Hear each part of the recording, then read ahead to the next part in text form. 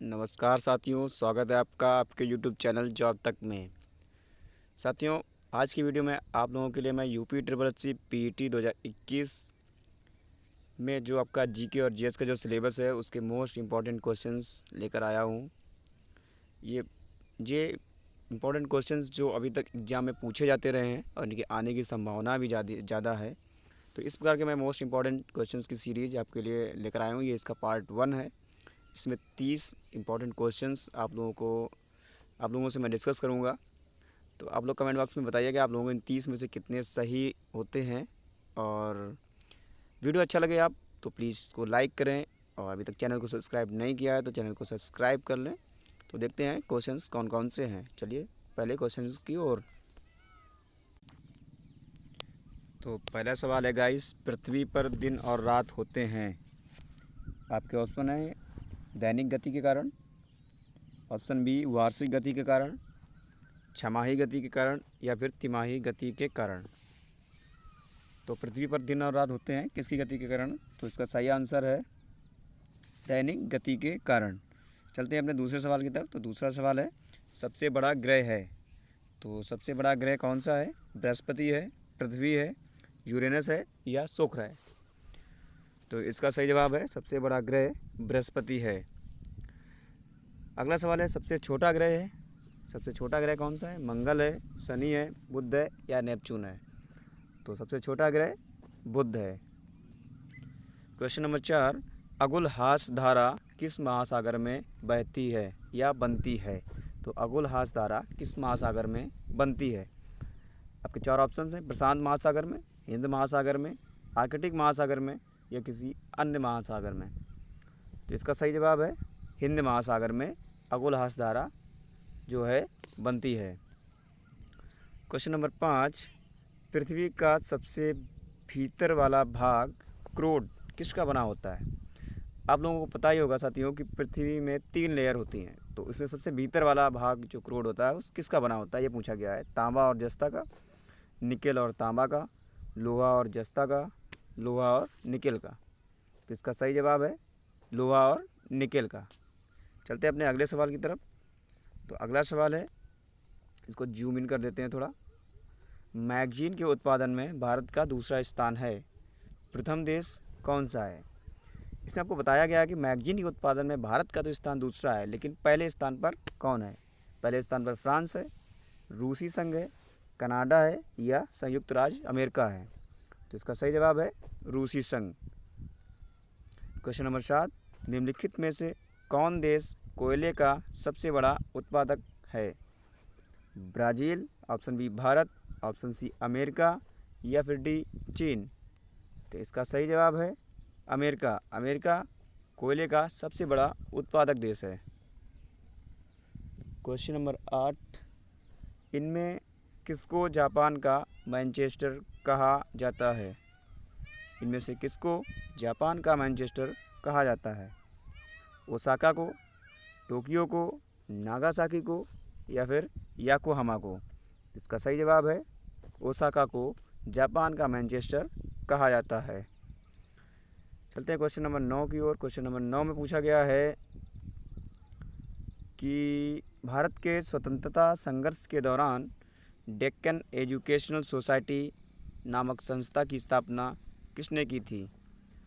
जवाहरलाल नेहरू ने, रविन्द्रनाथ टैगोर ने, बाल गंगाधर तिलक ने, या फिर बिमोश चंद्र बनर्जी ने? तो डेक्कन एजुकेशनल सोसाइटी नामक संस्था की स्थापना बाल गंगाधर तिलक ने की थी। अगला सवाल है, 1857 के गदर के समय भारत का गवर्नर जनरल कौन था? 1857 के गदर के समय भारत का गवर्नर जनरल कौन था? लॉर्ड कैनिंग, लीन आर्मस्ट्रांग, जॉन मथाई, या फिर कोई और? तो इसका सही जवाब है लॉर्ड कैनिंग। लॉर्ड कैनिंग 1857 के समय भारत का गवर्नर जनरल था।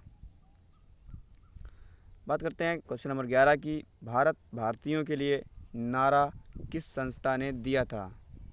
भारत भारतीयों के लिए ये जो नारा है किस संस्था ने दिया था?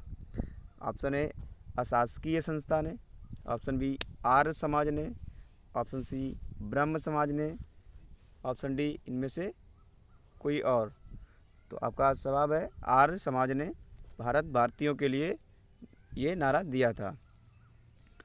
क्वेश्चन नंबर 12 विंध्याचल और सतपुड़ा पहाड़ियों के बीच से होकर बहने वाली नदी कौन सी है? नर्मदा नदी है, सिंधु नदी है, कोसी नदी है या फिर गोदावरी नदी है? तो इसका आंसर मुझे लगता है सभी को पता होगा कि विंध्याचल और सतपुड़ा के बीच कौन सी नदी बहती है। तो इसका सही जवाब है नर्मदा नदी। Question number 13 investor protection fund किस संस्था ने स्थापित किया है? इन्वेस्टर प्रोटेक्शन फंड किस संस्था ने स्थापित किया है? इसका सही जवाब है सेबी ने। सेबी ने इन्वेस्टर प्रोटेक्शन फंड नामक संस्था को स्थापित किया है। क्वेश्चन नंबर 14 कुंडापुर एवं करवार कच्छ वनस्पति स्थान कहाँ स्थित है? ऑप्शन नंबर ए केरल राज्य में, ऑप्शन नंबर बी कर्नाटक राज्य में, ऑप्शन नंबर सी तमिलनाडु राज्य में या फिर ऑप्शन नंबर डी त्रिपुरा राज्य में? इसका सही जवाब है कर्नाटक राज्य में। चलते हैं अगले क्वेश्चन की ओर। अगला क्वेश्चन है भारत की प्रथम बहुउद्देशीय परियोजना किस नदी पर बनाई गई थी? तो इसका सही जवाब है दामोदर नदी पर। साथियों, आपको ये क्वेश्चन अच्छे लग रहे हैं, तो आपको वीडियो अच्छा लग रहा है तो प्लीज़ वीडियो को लाइक ज़रूर करें। अगर आपने अभी तक चैनल को सब्सक्राइब नहीं किया है तो प्लीज़ चैनल को ज़रूर सब्सक्राइब करें। चलते हैं अपने अगले सवाल।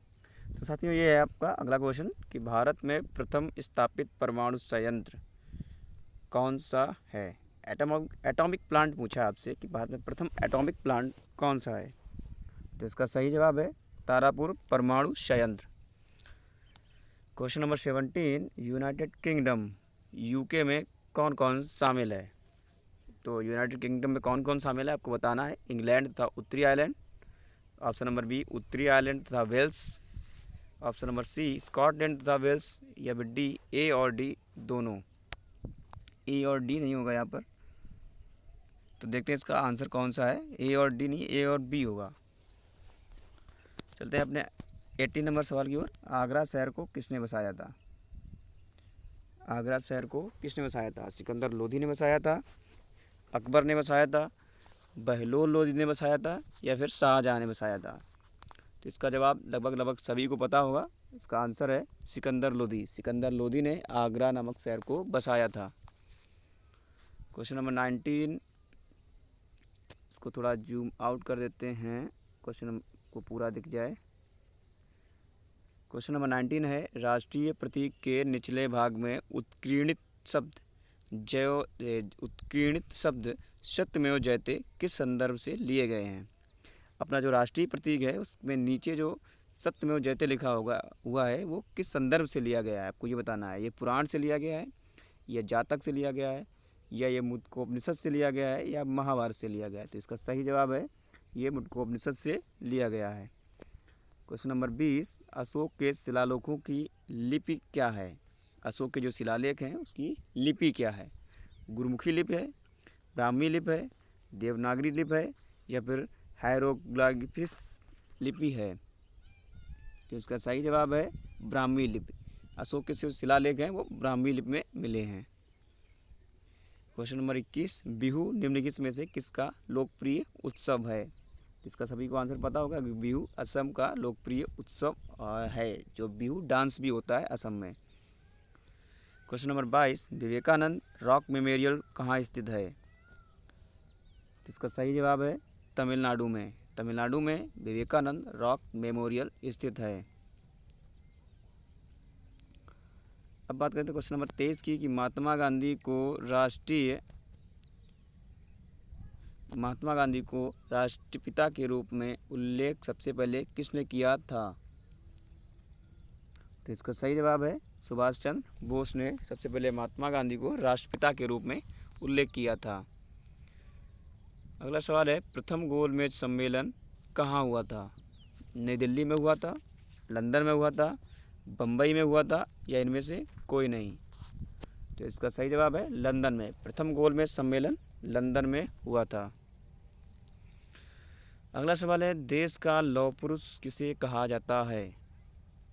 आपको बताना है देश का लौह पुरुष किसे कहा जाता है। तो इसका सही जवाब है सरदार पटेल को। सरदार पटेल को देश का लौह पुरुष कहा जाता है। अगला सवाल है, महात्मा गांधी को अधनंगा फकीर किसने कहा? हिटलर ने, जिन्ना ने, चर्चिल ने या फिर माउंटबेटन ने? बहुत ही इंपॉर्टेंट क्वेश्चन है। तो इसका सही जवाब है चर्चिल ने। विंस्टन चर्चिल ने महात्मा गांधी जी को अधनंगा फकीर कहा था। अगला सवाल है कि महात्मा गांधी निम्नलिखित में से किन से अधिक प्रभावित थे? बर्नार्ड शॉ से अधिक प्रभावित थे, या लियो टॉल्स्टॉय से अधिक प्रभावित थे, या कार्ल मार्क्स से अधिक प्रभावित थे, या इनमें से कोई नहीं? तो इसका सही जवाब है लियो टॉल्स्टॉय से महात्मा गांधी अधिक प्रभावित थे। क्वेश्चन नंबर 28, महात्मा गांधी का जन्म कहाँ पर हुआ था या कब हुआ था? तो महात्मा गांधी का जन्म आई थिंक सबको पता होगा, 2 अक्टूबर 1869 पोरबंदर गुजरात में हुआ था। चलते हैं अगले सवाल की ओर कि पंजाब केसरी के नाम से विख्यात थे। तो इनमें से कौन है जो पंजाब केसरी के नाम से विख्यात था? तो इसका सही जवाब है लाला लाजपत राय।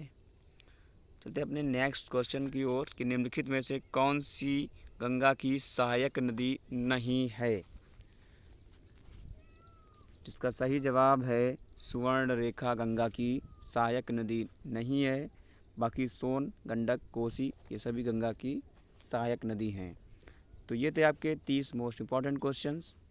ऐसे ही जीके जीएस की इम्पॉर्टेंट क्वेश्चंस की सीरीज मैं इस जॉब तक चैनल पर लाता रहूँगा। अगर आपको वीडियो पसंद आ रहा है तो वीडियो लाइक करें, और अभी तक आपने अगर चैनल को सब्सक्राइब नहीं किया है तो प्लीज़ चैनल को ज़रूर सब्सक्राइब कर लें। ऐसे ही जीके की मोस्ट इंपॉर्टेंट क्वेश्चंस जो एग्ज़ाम में पूछे जाते हैं, आने वाला एग्ज़ाम जो यूपी CCC PET का है, उसके लिए ये सीरीज मैं लेकर आता रहूँगा। सो प्लीज़ जिसने अभी तक चैनल को सब्सक्राइब नहीं किया है, मैं दोबारा उनसे कह रहा हूँ चैनल को सब्सक्राइब कर लें और बेल आइकन को ज़रूर प्रेस करें, जिससे हमारी आने वाली वीडियो का नोटिफिकेशन आप तक सबसे पहले पहुँचे। और वीडियो को लाइक करना ना भूलें।